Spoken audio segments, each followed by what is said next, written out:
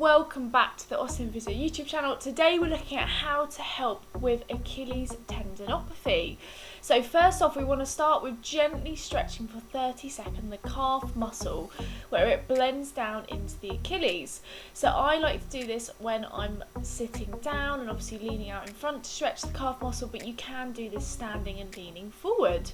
Once you stretch this, you want to work a little bit deeper because you're thinking, well, why is the tendon getting injured? Why is it getting sore? So you want to release the muscle bellies, or the two bellies with the calf muscle that blends down with the Achilles. So what I really like with the tennis ball, and you can use a trigger point ball, is you're rolling up through, feeling where there's points of tightness, you're holding that pressure, taking it to about 8 out of 10, and then holding it still until that point relaxes. So you're finding all the deep points of tightness. Next, we want a foam roller for 30 seconds. So this is absolutely key to work a little bit deeper. Again, you can change the angle of your foot to hit the two heads of your calf muscles. You've got an inner head and an outer head.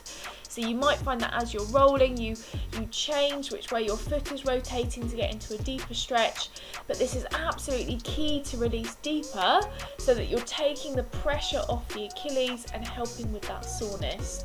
Next, you also want to release down into the plantar fascia, and a lot of people don't realise that with the connective tissue, as the Achilles comes down and attaches into the back of the heels, so the calcaneus, there's also blending of fascia and connections into the plantar fascia. So if we've got injury with the Achilles, we can also get tightness underneath the foot. So it's really important to release through so that long term there's no areas of tightness that are lingering.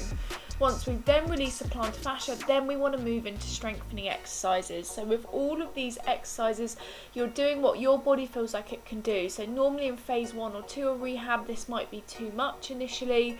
So you might just want to stretch and release and add in that movement of the ankle. But if you feel like you can come up into calf raises, you're starting off with both feet up together, so it makes it a little bit easier for 30 seconds.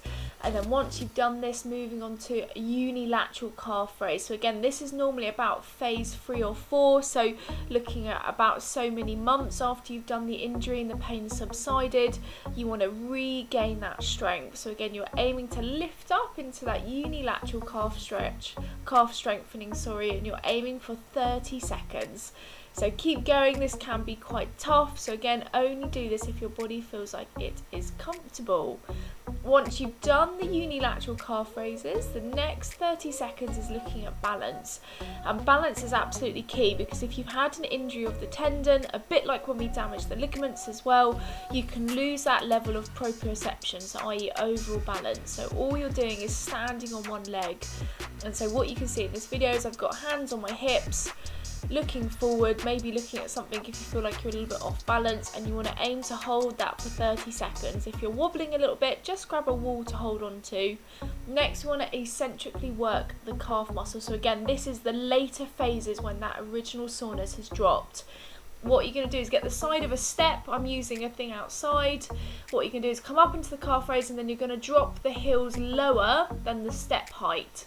So what you're doing is you're stretching down through the tendon and into the calf muscles. This is just a little bit stronger technique to get it all moving. Next, we want to look at 30 seconds of circles into the ankle.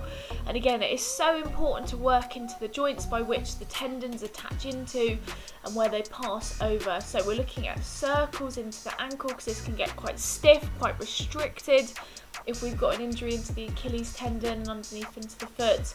So you want to do 30 seconds of circles, so you're moving the ankle. And then what we're then next going to move on to is pointing down and lifting up into the foot. So flexing and extending. So you might find that if your foot is still really sore and you're trying to do all these exercises today, you might find the first stretch in this movement is enough to start to get it moving, and then adding in the strengthening stuff later.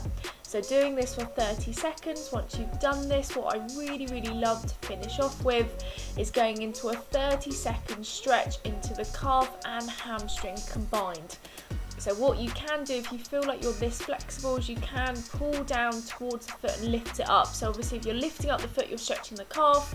By keeping the leg straight and leaning forward with the chest, you're also stretching the hamstring. And you want to hold this for 30 seconds.